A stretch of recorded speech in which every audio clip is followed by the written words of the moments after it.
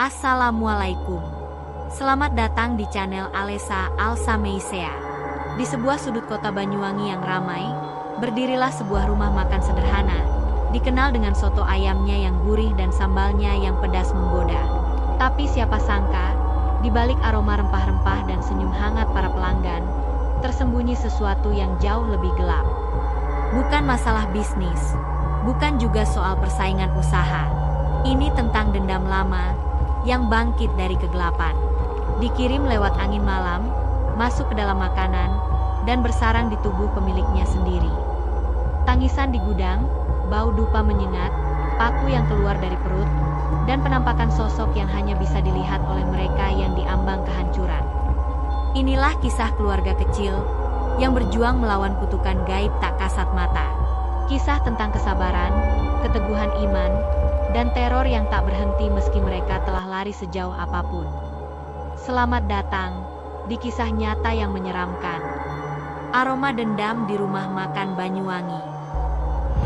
Pagi itu, seperti biasa, aroma bawang goreng, serai, dan kaldu ayam merebak dari dapur rumah makan Banyuwangi. Terletak di pinggir jalan utama kawasan kota Banyuwangi, rumah makan sederhana milik Pak Arif dan istrinya, Bu Sari, menjadi tempat langganan para pegawai kantoran, sopir angkot, hingga para wisatawan yang hendak menuju Kawah Ijen. Bangunan rumah makan itu tidak mewah, hanya berdinding tembok putih yang mulai kusam, meja-meja kayu panjang, dan spanduk lusuh bergambar mangkuk soto bertuliskan soto ayam sambal terasi khas Banyuwangi, asli racikan keluarga.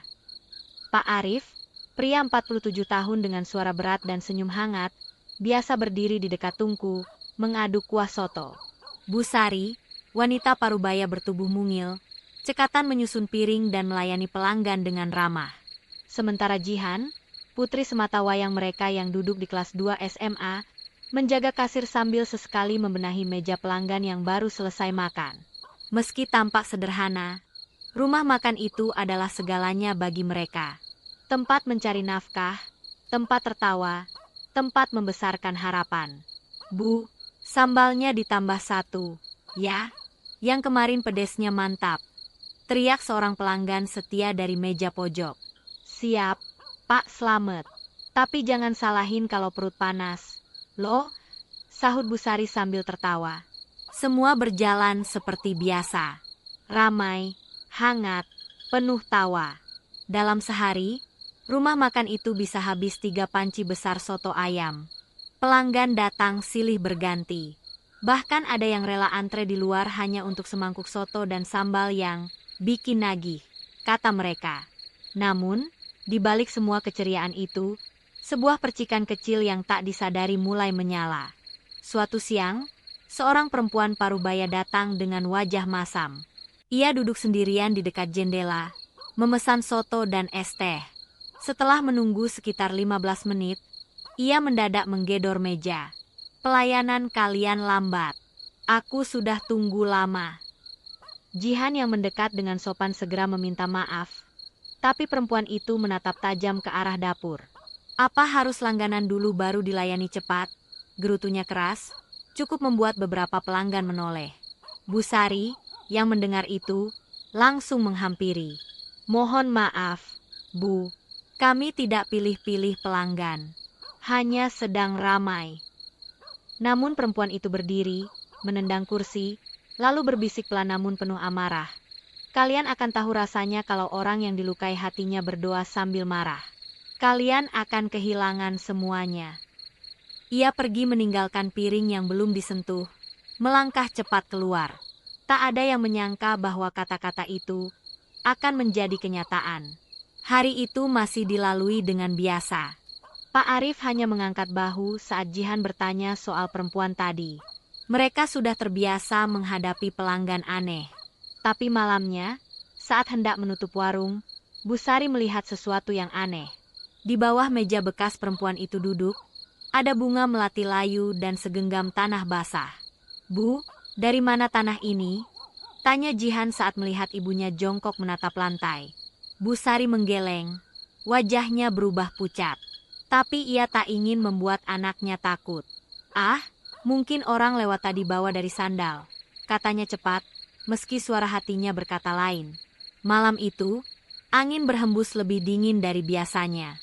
Dan di langit Banyuwangi, awan tipis menutup bulan, seolah memberi tanda bahwa ketenangan yang selama ini mereka nikmati akan segera berubah menjadi badai.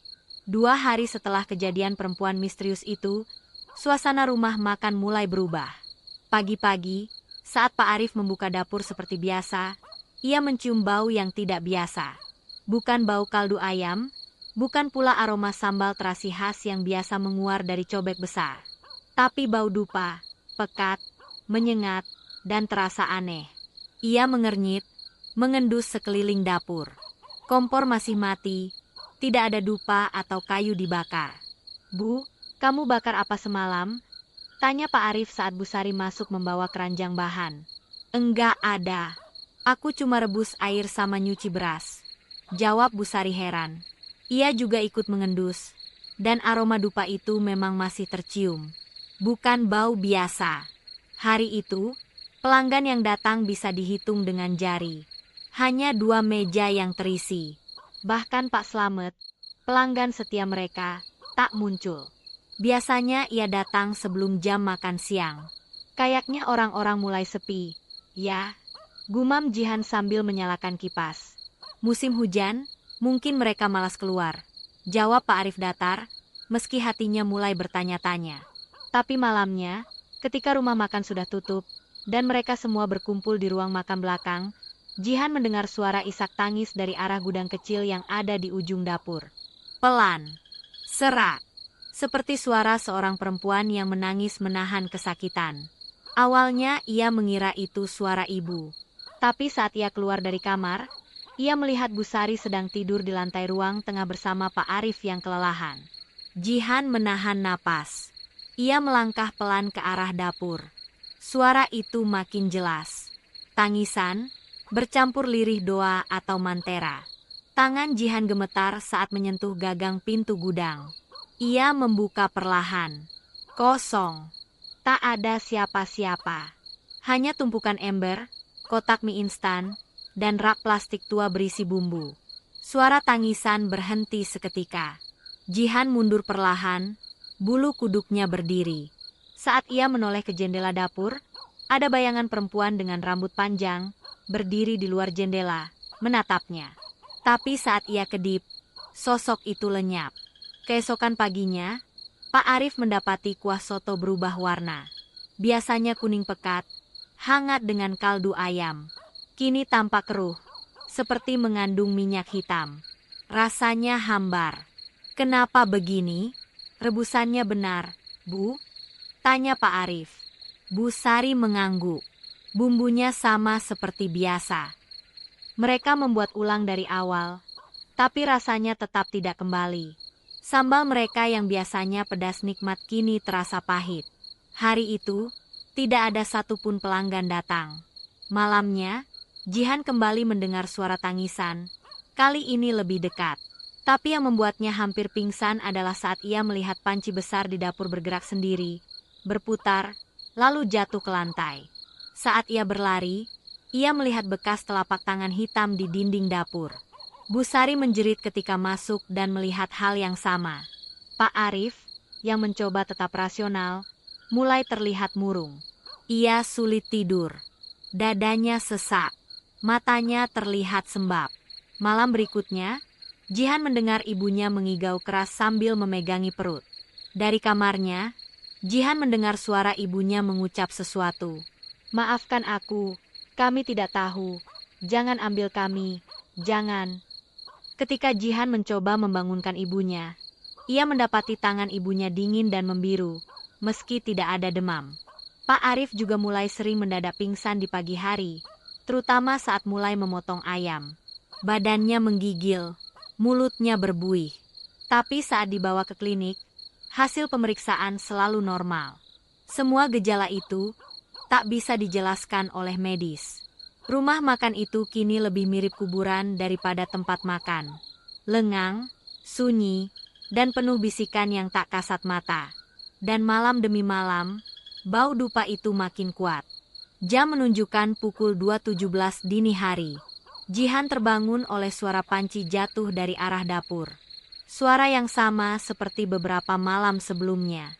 Tapi malam ini berbeda. Suara itu disertai bunyi seretan kain di lantai keramik. Pelan, tapi pasti. Ia menggenggam ponsel, membuka kamera dan menyalakan senter. Dengan langkah ringan namun penuh kecemasan, Jihan keluar dari kamarnya. Ia melewati ruang tengah, tempat kedua orang tuanya tidur beralaskan kasur tipis sejak keanehan-keanehan itu dimulai. Ketika melewati jendela menuju dapur, langkahnya terhenti. Di balik kaca yang berembun, ia melihat sosok wanita tua, berambut panjang, mata terbuka lebar berwarna putih seluruhnya, dan senyum menakutkan mengembang di wajahnya.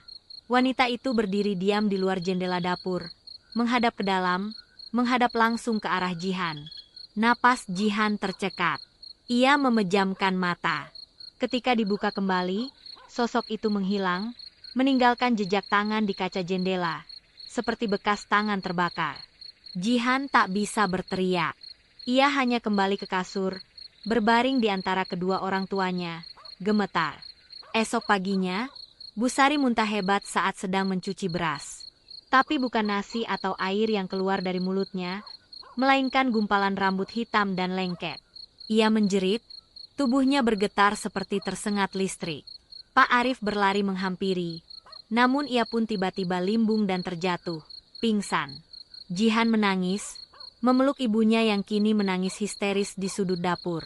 Rambut yang baru keluar itu masih tergeletak di lantai, berbau amis dan busuk seperti bangkai. Hari itu, rumah makan tak dibuka. Papan kayu bertuliskan, "Maaf tutup sementara," digantung di pintu masuk. Sore harinya, tetangga sebelah, Bu Lina, datang membawa makanan dan bertanya pelan, "Pak Arif kenapa?" "Jihan, ibu kamu sakit juga." "Ya." Jihan hanya mengangguk, tak sanggup menjelaskan. Ia pun tak berani bilang bahwa semalam ia kembali melihat sesuatu yang lebih mengerikan dari semua sebelumnya. Ya, malam itu Jihan terbangun lagi. Kali ini ia melihat sesosok pocong berdiri di dalam dapur, di atas meja tempat biasa ibunya mengiris bahan. Kain kafan yang membungkusnya tampak kotor, seperti digulung dari tanah pekuburan basah. Wajahnya tak tampak, hanya hitam gelap. Tapi kepalanya bergerak pelan, miring ke kanan, ke kiri, seperti menatap. Pocong itu kemudian melompat pelan ke lantai, dan berjalan ke arah gudang. Tapi tidak membuka pintu. Ia lenyap begitu saja menembus tembok. Jihan tak bisa tidur sejak itu. Wajahnya pucat, matanya merah, napasnya pendek. Ia mulai bicara sendiri, kadang melamun, kadang menggenggam sajadah tanpa sadar. Ketika Pak Arif siuman dari pingsannya malam itu, ia berkata satu kalimat yang membuat Jihan dan Busari membeku. Dia bilang, dia akan ambil kita satu-satu, mulai dari yang paling kecil. Mereka tidak tahu siapa dia yang dimaksud. Tapi malam itu juga, seekor ayam jago milik mereka ditemukan mati dengan lidah terjulur dan mata hilang, seperti dicungkil. Semua yang dulu terasa normal, kini dipenuhi kengerian. Bahkan suara sendok jatuh pun membuat mereka saling melirik waspada. Suatu malam, saat Jihan sedang mengganti air di kamar mandi, ia memutar kepala ke arah cermin dan melihat sosok ibunya berdiri di belakangnya, padahal Busari sedang tidur di kamar.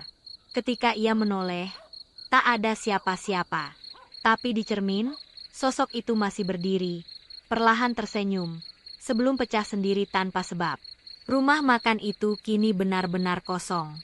Tak ada lagi aroma soto, tak ada pelanggan, hanya keheningan dan sesuatu yang mengintai. Setiap malam, bau dupa makin kuat, suara tangis makin nyaring, dan gangguan makin kasar. Jendela bergetar sendiri, kursi bergerak pelan, dan lampu padam tanpa alasan. Malam-malam di rumah itu bukan lagi waktu istirahat, melainkan waktu bertahan hidup. Jihan tidak tahu harus kemana lagi. Tangisan ibunya semakin sering. Ayahnya kembali pingsan pagi itu, tepat saat azan subuh berkumandang. Mulutnya berbuih, tubuhnya menggigil seperti terserang demam tinggi, meskipun suhu tubuhnya justru dingin. "Pak, bangun, Pak." Jihan menangis sambil mengguncang tubuh ayahnya. Busari hanya terduduk di lantai, wajahnya pucat dan linglung. Matanya seperti kosong, bibirnya bergetar menyebut kata-kata aneh. Seolah tidak berada di dunia nyata.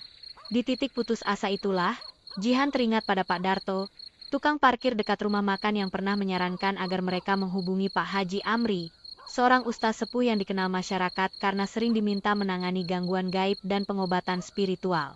Tanpa buang waktu, Jihan naik ojek dan menuju rumah Pak Haji di pinggiran kota. Rumah itu sederhana, berhalaman luas dan ditumbuhi pohon kelor dan kenanga.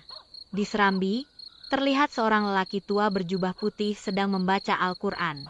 "Assalamualaikum, Pak Haji, tolong kami." Pak Haji Amri menatap Jihan dengan mata tenang, namun sorotnya seolah langsung menembus isi hati. "Kau bawa sesuatu bersamamu, Nak. Beban yang tidak terlihat, tapi berat di dada. Masuklah." Setelah mendengar cerita Jihan, wajah Pak Haji berubah serius. "Saya harus datang langsung ke rumahmu, sebelum semuanya terlambat." Sore harinya, Pak Haji Amri datang bersama 2 orang santri muda. Begitu menginjakkan kaki di dalam rumah makan, ia langsung memejamkan mata, menggumamkan zikir pelan. Tiba-tiba, angin dingin bertiup dari arah dapur, padahal semua jendela tertutup. "Ada yang tinggal di sini," gumam Pak Haji lirih. "Dan bukan satu." Mereka datang bukan karena rumah ini kosong, tapi karena ada pintu yang dibuka lewat rasa sakit dan dendam. Pak Haji menggelar sajadah kecil di tengah ruang makan. Ia mulai membaca ayat-ayat ruqyah dengan lantang. Baru beberapa ayat, lampu depan langsung meledak. Santrinya memegangi Busari yang mulai kejang. Sementara Pak Arif menggeliat, mendesi seperti menahan sakit luar biasa. Dari tubuh Pak Arif, mulai muncul bintik hitam seperti luka bakar. Dari mulut Busari, terdengar suara asing, parau dan bergetar. "Bukan milik kalian, tempat ini milik kami. Kalian harus keluar, atau mati." Pak Haji tidak berhenti. Suaranya semakin keras, ayat-ayat semakin deras mengalir. Ruangan terasa bergetar. Jendela dapur menutup sendiri dengan keras. Sendok-sendok berderak dari gantungannya. Tiba-tiba, dari kaki Pak Arif yang kejang-kejang, terdorong keluar sebuah paku kecil, berkarat, berlumuran darah. Santri Pak Haji menjerit kecil, tapi Haji Amri tetap tenang. Ini adalah media santet. Paku karat ini ditanam secara gaib melalui makanan atau udara. Ada dendam besar di balik ini. Setelah proses ruqyah berakhir dan suasana mulai tenang, Pak Haji menjelaskan. Ada seseorang yang mengirim santet jenis penghancur rezeki dan keluarga. Jenis ini tidak hanya membuat sakit, tapi menciptakan kehancuran perlahan, membuat usaha bangkrut, keluarga berantakan, bahkan membuat orang saling benci. Jihan langsung teringat perempuan misterius yang pernah mengamuk di rumah makan mereka, yang mengucapkan kata-kata kutukan. Pak Haji Amri menatapnya dan mengangguk seolah membaca pikirannya. Kadang orang menyimpan dendam lebih dari 10 tahun, lalu membayar orang yang bisa mengantar niat jahatnya. "Lalu, kami harus bagaimana, Pak?" tanya Jihan pelan. "Pertama, bersihkan tempat ini. Kedua, bersihkan hati kalian. Tapi yang paling penting, kalian harus memutus niat dendam itu dari sumbernya. Atau, ini akan kembali, meski kalian sudah pindah ke tempat lain." Pak Haji kemudian menyarankan agar rumah makan ditutup untuk sementara waktu dan dilakukan pembersihan besar-besaran secara spiritual. "Tapi maaf, Nak, satu hal lagi. Kalian mungkin tak bisa bertahan di tempat ini untuk selamanya. Energi di sini sudah terlalu dalam mengakar. Kalau kalian tetap tinggal, bayangan itu akan terus kembali." Malam itu, untuk pertama kalinya setelah sekian lama, Jihan tidur dengan tenang. Tapi sebelum terpejam, ia sempat melihat sekilas ke arah dapur. Di sana, di jendela yang remang, sosok wanita tua itu masih berdiri. Tidak bergerak, tidak tersenyum, hanya menatap, menunggu. 3 hari setelah ruqyah pertama, suasana rumah makan masih muram. Meskipun tidak ada lagi panci terjatuh atau bayangan menampakkan diri, hawa aneh masih menggelayuti tiap sudut ruangan. Jihan mencuci tangan di wastafel belakang, namun air yang mengalir dari keran berubah warna menjadi merah keruh, seperti darah encer. Ia menjerit, memanggil ayahnya, tapi saat Pak Arif melihat, air itu sudah kembali bening. Sudah, nak, jangan terlalu banyak berpikir. Bisa jadi cuma matamu lelah, ujar Pak Arif, meski suaranya sendiri gemetar. Namun malamnya, gangguan kembali datang, jauh lebih parah. Bu Sari tiba-tiba menggeliat di kasur ruang tengah. Tubuhnya kejang, wajahnya memerah seperti tersiram air panas. Dari mulutnya, keluar suara mengerang, bukan suaranya sendiri. Pak Arif dan Jihan berusaha memegang tubuhnya, tapi seperti ada kekuatan tak terlihat yang membuat tubuh Bu Sari menolak disentuh. Jihan langsung menelpon Pak Haji Amri. Pak, ibu saya makin parah. Malam itu juga, Pak Haji datang bersama 3 orang santri. Ritual dimulai. Lantunan ayat-ayat ruqyah memenuhi rumah makan. Wajah Pak Haji serius, matanya sesekali memejam, sesekali tajam mengamati arah dapur dan langit-langit. Saat ayat-ayat tertentu dibacakan, tubuh Bu Sari meloncat setengah meter dari kasur. Jeritannya menggema seperti suara 2 orang sekaligus. 1 wanita muda, 1 wanita tua. Kami ditolak. Dia mengusir kami. Kami akan bawa balik yang telah diambil. Tiba-tiba, dari mulut Bu Sari menyembur gumpalan rambut hitam panjang, basah dan penuh lendir. Aroma amis menyengat ruangan. Jihan menjerit, menutup wajahnya. Salah satu santri memuntahkan isi perut karena bau yang tak tertahankan. Tak berselang lama, Pak Arif yang ikut membaca zikir tiba-tiba roboh. Dari kakinya, muncul benjolan sebesar telur ayam yang tampak bergerak-gerak di bawah kulit. Pak Haji mendekat, meletakkan tangan dan membaca ayat perlindungan. Dan benjolan itu membelah sendiri, mengeluarkan paku karat panjang dengan ujung berdarah. Bukan dari luka, tapi dari dalam tubuh yang utuh sebelumnya.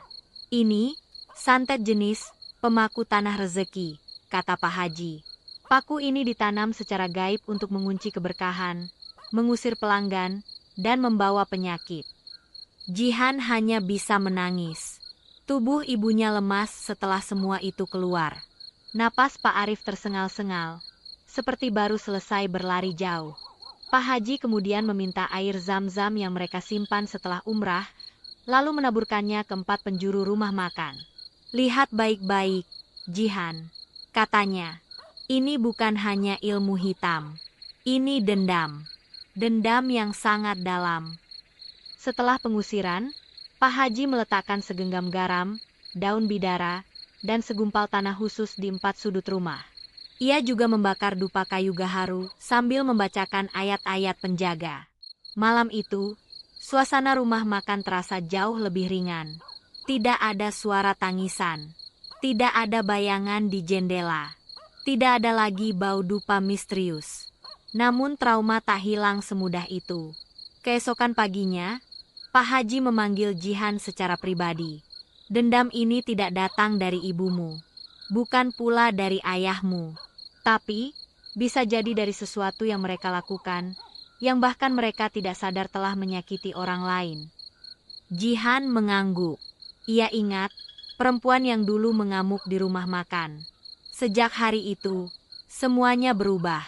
Kata-kata penuh amarahnya seperti mantra yang benar-benar menjadi kutukan. Kalian akan kehilangan semuanya. Pak Haji menatap rumah makan yang kini sepi dan rusak. Kamu harus tahu, Jihan, beberapa luka tak bisa disembuhkan hanya dengan doa. Beberapa luka harus ditinggalkan. Sudah seminggu sejak malam terakhir ruqyah dilakukan. Rumah makan mereka kembali tenang. Setidaknya di permukaan. Tidak ada lagi suara tangis, tidak ada paku yang keluar dari tubuh, dan dapur berhenti mengeluarkan aroma aneh. Namun, bagi keluarga Pak Arif, ketenangan itu terasa semu. Seperti jeda sebelum badai berikutnya. Bu Sari mulai bisa berjalan, tapi sorot matanya tetap kosong. Kadang ia termenung di kursi panjang depan rumah makan, menatap meja-meja kosong yang dulu ramai. Tangannya gemetar setiap kali mendengar bunyi panci berdenting. Di dalam tidurnya, ia kerap mengigau, mengulang satu kalimat. Dia belum pergi, dia belum selesai. Pak Arif, meski tubuhnya makin pulih, justru kehilangan semangat. Ia menjadi pendiam, sering duduk di dapur dengan mata melamun. Pernah suatu malam, ia mengisi mangkuk soto dan meletakkannya di meja nomor 3. Meja yang pernah dipakai oleh perempuan misterius itu. Ia duduk sendiri, menatap kosong semangkuk soto yang perlahan dingin. Jihan melihat semua itu dalam diam. Ia tahu, ini bukan lagi soal usaha yang bangkrut. Ini tentang jiwa yang mulai hancur. Satu sore yang murung, Pak Haji Amri kembali datang. Ia membawa sebungkus beras, beberapa kitab doa, dan selembar kain putih bertuliskan ayat-ayat Al-Quran. Pak Arif, Bu Sari, kalian telah bertahan sejauh ini, ujar Pak Haji sambil duduk di ruang makan yang kini dipenuhi kardus kosong dan perabot yang dibungkus. Tapi tempat ini tidak akan pernah bersih 100%. Dendam itu sudah menempel dalam tanah. Bila terus di sini, kalian akan hidup dalam bayang-bayang. Pak Arif mengangguk pelan. Aku tahu. Suaranya serak. Kami sudah sepakat. Kami akan pergi. 2 hari kemudian, papan besar bertuliskan, rumah makan dijual cepat, dipasang di depan. Seorang calo properti datang dan mengambil foto bangunan. Tak banyak yang berminat. Rumor angker sudah menyebar. Jihan menyimpan semua foto-foto lama mereka. Tumpukan nota pelanggan, kertas menu yang luntur, bahkan banner lama yang bertuliskan, soto ayam sambal terasi resep keluarga sejak 2004. Rumah makan itu bukan sekadar tempat jualan. Tempat itu adalah kenangan. Tempat mereka tertawa, bercanda, menabung harapan. Tapi kini, tempat itu berubah menjadi kuburan sunyi yang menelan jiwa mereka perlahan. Dengan sisa tabungan dan uang pinjaman, mereka pindah ke kota kecil Salatiga. Di sanalah mereka memulai lagi, tanpa papan besar, tanpa warung mencolok. Hanya sebuah rumah sederhana dan warung kecil bernama Warung Barokah. Menu hari pertama, nasi rawon, tempe goreng, dan es teh. Tidak ada pelanggan di hari pertama. Tapi tidak ada tangisan tengah malam. Tidak ada bayangan di jendela. Tidak ada bau dupa yang menusuk hidung. Untuk pertama kalinya dalam waktu lama, malam terasa benar-benar malam. Namun, saat Jihan membantu ibunya di dapur pada malam keempat di Salatiga, ia tiba-tiba terdiam. Dari sudut belakang dapur, sekelebat bayangan hitam melintas. Cepat, hampir tak kasat mata. Ia menoleh pelan, tapi tidak melihat apapun. Hanya angin yang menggoyangkan tirai kecil, dan aroma samar dupa yang sangat familiar. Warung Barokah berdiri sederhana di pinggiran kota kecil Salatiga. Tak ada spanduk mencolok atau baliho besar. Hanya papan kayu yang digantung di tiang bambu dengan tulisan tangan. Warung Barokah, makan sederhana, rasa bersyukur. Letaknya strategis, tak jauh dari pabrik tahu dan dekat dengan terminal kecil. Tempat itu dipilih karena tenang dan jauh dari ingar-bingar kota. Pak Arif kembali turun ke dapur. Bu Sari, meski tubuhnya masih sering lemas, perlahan ikut membantu meracik bumbu. Jihan kini menjaga warung sambil belajar dari buku-buku SMA yang ia bawa dari Banyuwangi. Hari pertama, hanya 2 orang pelanggan datang. Hari kedua, 5. Dan perlahan, dalam waktu 2 minggu, aroma masakan mereka kembali menarik warga sekitar. Namun, meski semuanya tampak tenang di luar, ketegangan masih menyelimuti batin mereka. Setiap kali mendengar sendok jatuh, Bu Sari terlonjak. Jika lampu dapur berkedip, Pak Arif langsung berdiri, seolah bersiap menghadapi sesuatu. Jihan pun mulai terbiasa tidur dengan surah Yasin di bawah bantal. Malam ke-17 di Kota Baru, saat angin kencang berhembus dari arah gunung, Jihan terbangun oleh suara ketukan pelan di jendela kamarnya. Tok, tok, tok. Ia duduk perlahan, membuka tirai. Tidak ada siapa-siapa di luar. Tapi di kaca jendela itu, terlihat bekas telapak tangan yang menempel basah. Dan kemudian, samar sekali, tercium aroma dupa. Keesokan harinya, Pak Arif menemukan seekor kucing mati di depan warung. Lidahnya terjulur, tubuhnya kaku. Di lehernya, ada sobekan kecil seperti gigitan. Warga sekitar bilang itu biasa. Tapi bagi Pak Arif dan keluarganya, tidak ada yang biasa sejak pengalaman di Banyuwangi. Malam itu, Bu Sari mengajak keluarga duduk bersama setelah salat Isya. Apa menurut kalian? Dia masih mengikuti kita. Tak ada yang langsung menjawab. Tapi tatapan Pak Arif dan Jihan menjelaskan semuanya. Ya, Pak Haji Amri, yang masih rutin berkomunikasi lewat telepon, menyarankan agar mereka tetap memperkuat diri secara spiritual. Dendam tidak hanya tinggal di tempat. Ia bisa menempel pada luka yang belum sembuh. Katanya suatu malam lewat telepon. Pak Arif lalu menggantungkan ayat kursi di 4 sudut warung. Bu Sari menyimpan air doa di dalam botol kaca kecil. Jihan mulai rutin membaca Al-Mulk sebelum tidur. Tapi meski semua itu dilakukan, ketakutan kadang datang, tanpa aba-aba. Kadang lampu warung mati sendiri saat sedang ramai. Kadang pelanggan melihat bayangan melintas cepat di dapur. Pernah, seorang ibu berbisik, "Tadi saya kira ada pelayan lain. Mbak, ternyata nggak ada, ya." Namun yang paling membuat Jihan kembali takut adalah satu malam saat ia menutup warung. Ketika mengunci pintu, ia melihat selembar rambut panjang tersangkut di rak piring. Padahal mereka bertiga baru potong rambut pendek semua beberapa hari lalu. Meski semua itu terjadi, keluarga itu tidak lari lagi. Mereka tetap membuka warung barokah setiap hari, walau dengan hati waspada. Mereka tahu, ketakutan adalah bagian dari masa lalu yang sedang mereka taklukkan. Pelan-pelan. Pak Arif pernah berkata, kalau kita terus lari, dia akan terus mengejar. Tapi kalau kita diam dan berdoa, mungkin dia akan lelah sendiri. Tapi benarkah begitu? Atau justru, dendam itu belum selesai menagih janji? Musim hujan mulai datang ke Salatiga. Langit mendung menggantung hampir setiap sore. Kabut tipis turun dari lereng gunung, menyelimuti kota kecil itu dalam suasana sejuk dan lembab. Warung barokah tetap berdiri sederhana, ditemani angin yang sering berembus tiba-tiba dari arah gunung. Warung itu kini cukup dikenal. Pelanggannya mulai tetap. Ada pegawai pabrik, tukang becak, bahkan mahasiswa yang sesekali mampir. Di antara meja dan kursi kayu sederhana, aroma rawon dan soto kembali menjadi bagian dari keseharian. Namun, di balik semua rutinitas itu, sesuatu tetap tinggal di sudut hati keluarga Pak Arif. Kadang, saat Jihan menggoreng tempe sendirian di dapur, ia merasa seperti diperhatikan. Kadang, saat Bu Sari duduk di belakang dan membaca Al-Quran, ia mendengar bisikan samar, seperti seseorang memanggilnya dari kejauhan.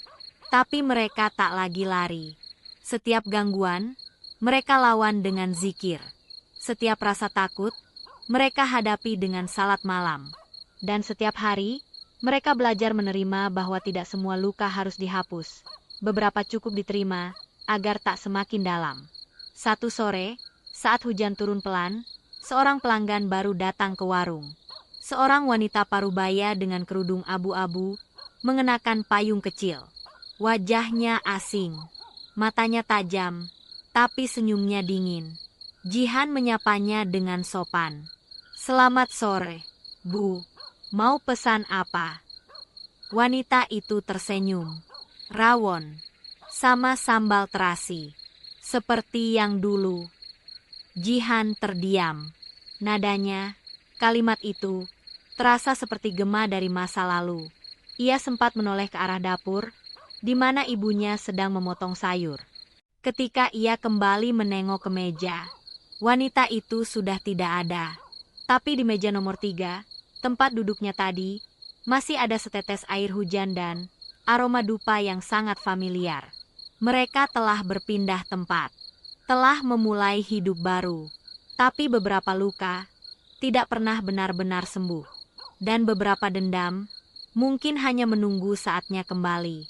Dendam bukan hanya soal amarah. Kadang ia mengendap, tinggal diam di sudut gelap kehidupan, menunggu saat yang tepat untuk menyentuh, merusak, dan menagih balas. Keluarga Pak Arif sudah berusaha lari sejauh mungkin. Tapi aroma itu, aroma dari masa lalu, dari luka yang belum disembuhkan, tetap saja membayangi, seperti asap dupa yang tak pernah benar-benar hilang. Karena terkadang, bukan tempat yang dihantui, tapi manusia itu sendiri yang membawa hantu dalam hidupnya. Jangan remehkan kata-kata. Jangan anggap enteng amarah seseorang. Karena dalam dunia tak kasat mata, satu kalimat kutukan bisa menjadi pintu terbuka bagi kehancuran yang abadi. Terima kasih telah menyaksikan kisah nyata penuh misteri dan pelajaran. Sampai jumpa di cerita selanjutnya. Dan ingat, jika suatu malam kamu mencium aroma dupa tanpa sebab, jangan menoleh ke belakang. Terima kasih sudah menonton video ini. Jangan lupa untuk selalu support channel ini dengan like, komen, dan subscribe. Serta nyalakan juga notifikasinya agar tidak ketinggalan untuk cerita-cerita selanjutnya. Tamat.